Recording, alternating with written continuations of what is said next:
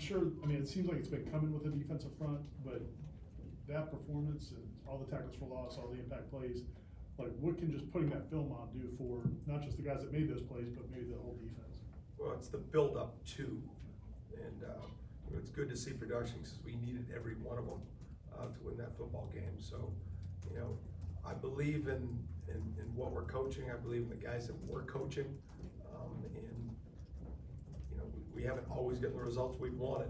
And I'm not even saying we have gotten the results that we wanted even last Saturday night, but I have seen it, and I've been outwardly bringing you guys inside with the unit of showing this is where we are. This is what I see that we've done, and just day by day trying to show this is the direction that I believe that we can go, and just harping on the little things and making sure we're holding them to a standard and using depth and trying to force rotations and trying to motivate, trying to inspire, trying to make the right call, all of it. And it's good to see him have some success, but we're going to need a lot more of that.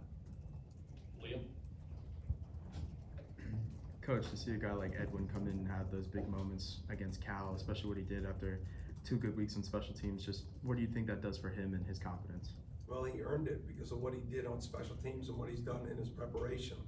And, when you start repping, especially with DBs, when you're playing a lot of nickel defense, trying to put these guys in position, there's always the mindset, you let a younger player focus on one spot and get good at it. Some guys learn better by doing more, and you really got to know the individual, putting them in those opportunities. Some people learn better that way. Maybe it helps their focus. And Edwin was somebody, as he was having success in special teams, I saw the maturity and how he went about his preparation in that role.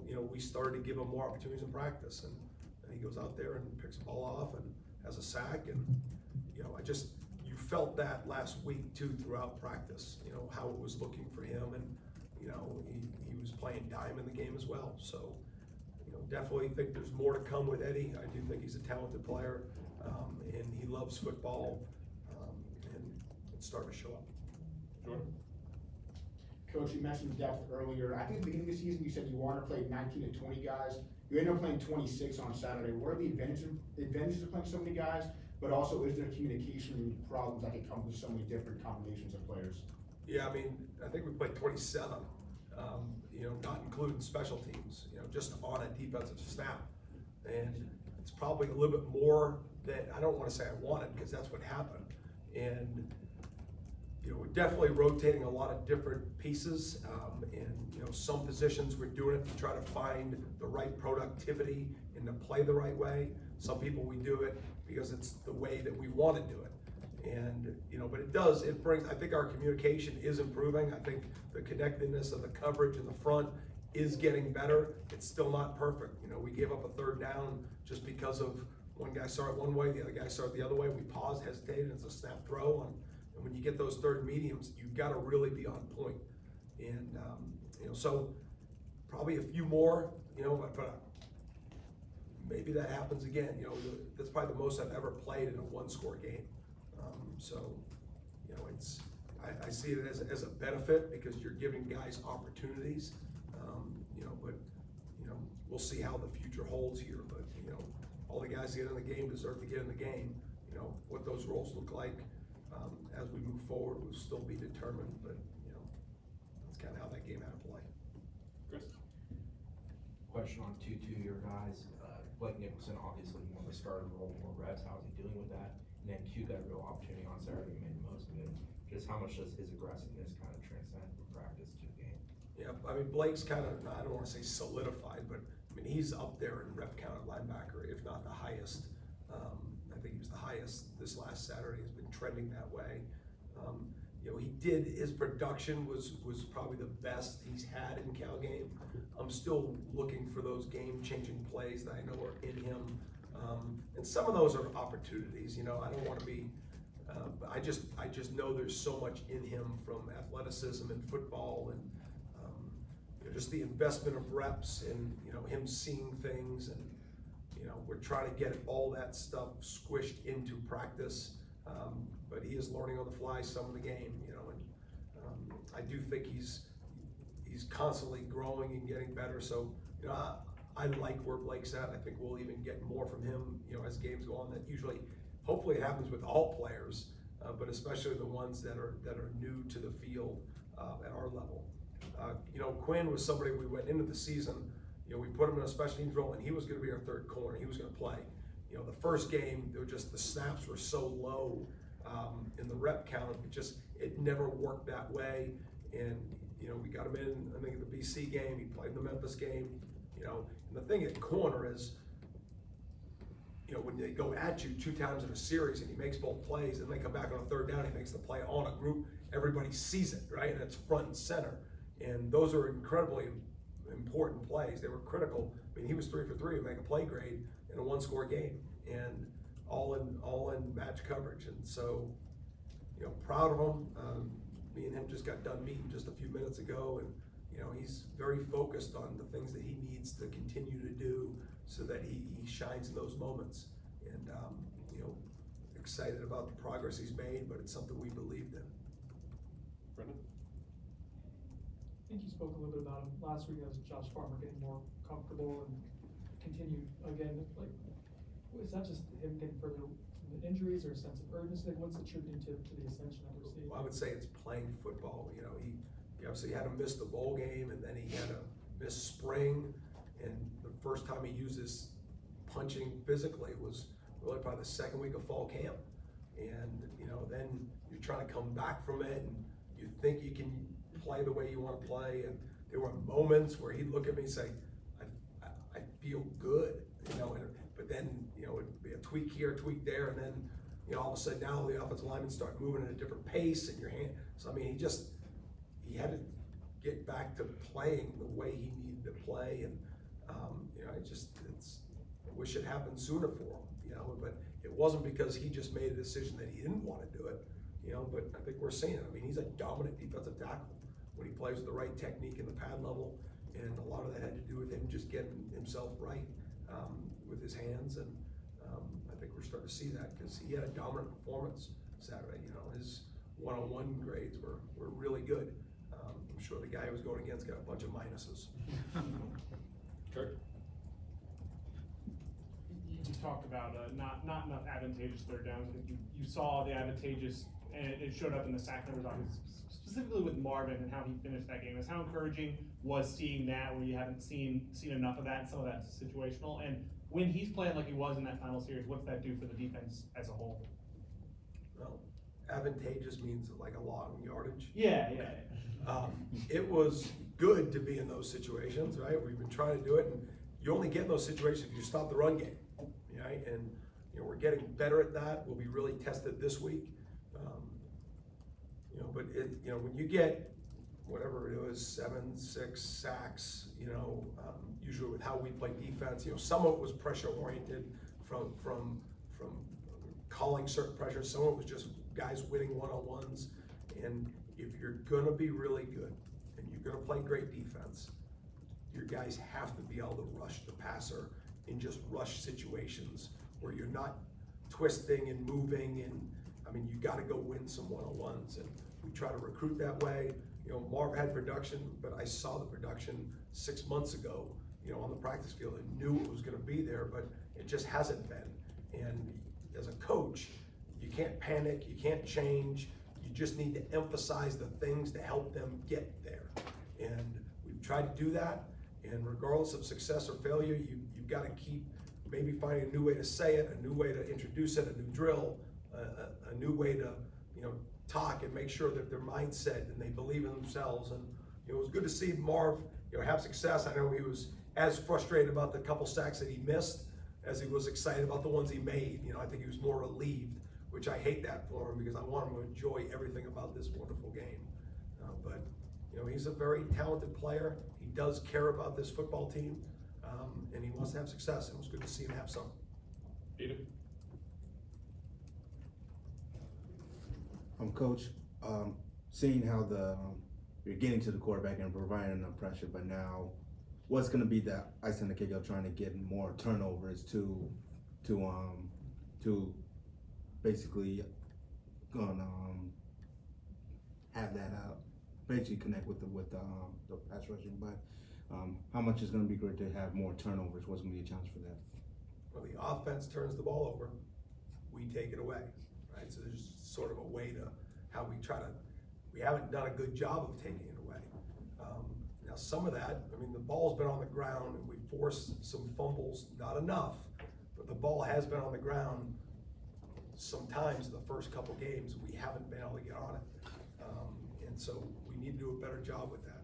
You know, Marv had the strip sack and, you know, the ball was on the ground for 2 or 3 seconds rolling around. We couldn't jump on it, and we need to. But, you know, obviously we want to get more takeaways and we're trying to, and hopefully that shows up this Saturday.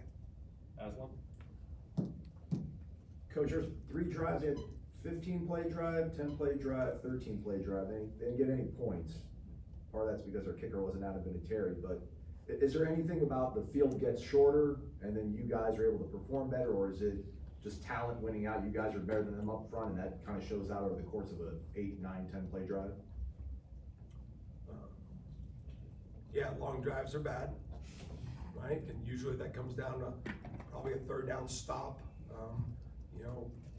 There was a big play, here or there, but really proud of the red zone defense because it hasn't been there. And so to keep a team out of the end zone for 60 minutes is a big deal.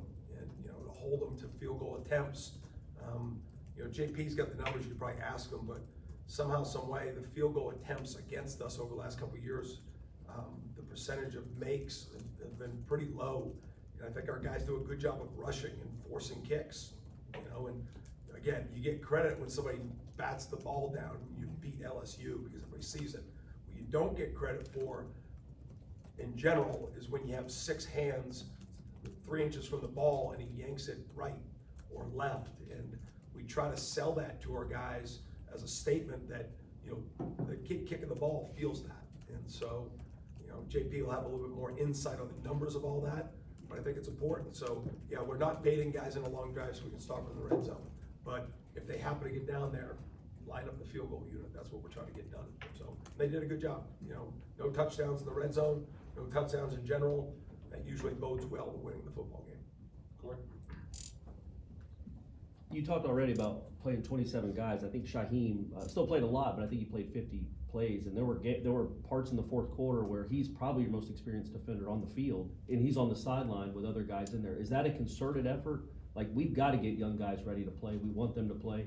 How much of that is them earning that playing time, and how much of that is you just pushing playing time upon them to get ready for the rest of the season and the rest of their careers? Yeah, really good question because of the noticing of the rotations and all that stuff, Corey. That's good. 1-score games, all we're trying to do is get the right guys in there at that moment. Honestly, I mean, there was even a series we put Ashton Barker and Devontae together. We played 5 safeties in the game. And so you guys have been with me. There's been times that we've had safety play 77 plays in a game and they don't come off the field. And so I'm for both of those scenarios as long as we're playing really good, and I'm working towards that. Do a couple more here, Brendan. 2-parter, but one as a follow-up to my question on Josh earlier. Like, when one of your best players in a dominant performance, what kind of trickle-down effect does it have? And then the other question was on Pat Payton, and he talked about running to the ball more. Did you see that, and what kind of impact did that have when one of your better players in that level of effort? Yeah, trickle down from obviously your first one with Josh having a really good performance. I mean, that inspires you guys. But I think the most important thing is the other 6 days of the week. And, if you have a gamer and he shows up in the game and he plays really well, that carries some weight because it'll go on the highlight film and guys will get excited. But that won't last very long. And when a guy does it right for 6 days a week and then he goes and has those days on Saturday, those are program changers. That's what changes programs. That's what changes the mindset of teams. And I think Josh has silently gone to work, and it's really good that he's getting production. And but that's the message to him, and that's the message to the entire team. Running the ball is not something that, we're losing, let's run the ball now. But it's got to be the way you play. And I've been very direct in showing this is not what it looks like and this is what it looks like. And, you know, it's never gonna be 100% to one end of perfection. But I will tell you, this week, there were a lot of clips that I showed, and they were great effort clips in practice. And, you know, there were also some clips that I showed from Saturday night where we had 11 people around one ball carrier, and we were the only 11 people in the picture besides him. And those are really good clips. We're trying to earn more of those clips. Chris? What is it that Rhett Lashley's doing with that offense and the personnel he's currently using that will give you guys a challenge as a defense? You know, they had a really good year last year. You know, they've had a good year this year. You know, they run the football. They've made a change at quarterback here, sounds like permanently since the BYU game. And, you know, he brings some problems because he's an athlete that wants to get out of the pocket and run around and throw guys open, and if he doesn't, he's gonna keep the ball and run around. And, you know, Coach Lashley's been really successful calling offensive plays for a number of years. We've competed against them throughout my career at all different places that I've been. He didn't become a head coach because he calls bad plays, you know, so he's done a nice job, and SMU's, you know, been really good on offense. But it starts because they've been able to run the football. And when you can run the ball and throw enough screens to keep people honest, then downfield pass game's gonna show up. And, you know, I don't wanna simplify it, but, you know, they're gonna run the football until they feel like you're playing the run, and they're gonna take their shots down the football field. And, you know, obviously, it's not that simple, but that's kinda how their game plays. And it's been good enough for them to score 66 points last week. We'll go to Corey for the last one. There was a play, I think, on their second to last drive where if the quarterback escapes the pocket, it's probably running into the end zone. And Patrick makes a diving, saving, probably a TD saving, maybe a game saving tackle late in the fourth quarter on a hot night. I guess, what does that say about his effort? Defensive ends want to crush quarterbacks. They don't want to just trip them up by the shoestrings, but what does that say about his effort in that moment to do everything he could to try to get that kid on the ground? Yeah, that play and the importance of it, I know they're different games, but it reminded me of the play he made in the Clemson game on a quarterback run when he came out of a pressure and made a shoestring tackle to basically save the game too.